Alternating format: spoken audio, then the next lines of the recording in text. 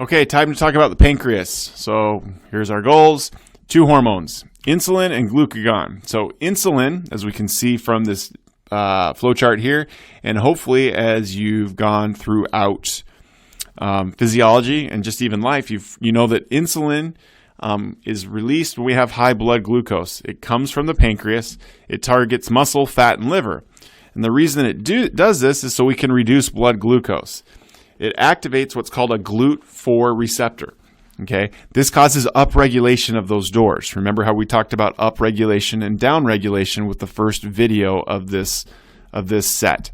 Okay, so basically we're adding a door to the membrane or adding doors to the membrane that will let glucose into the muscle.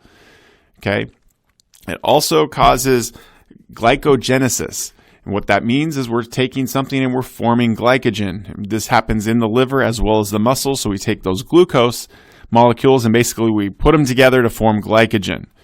One of the things that also occurs because of insulin is we create triglycerides and proteins. But the big thing is glucose, taking glucose up into the cell and forming glycogen. Now during exercise, the release of insulin decreases. Okay, now we do increase sensitivity, but we're decreasing the release. Okay, so if you think about it, during exercise, I'm going to need more energy. So to create ATP, so I need more glucose. So I'm going to release insulin, but maybe not as much. But exercise helps with the sensitivity that we have to insulin. Okay, so one of the things that helps people that are diabetic, and especially those that are type 2 diabetics, where insulin is bad, where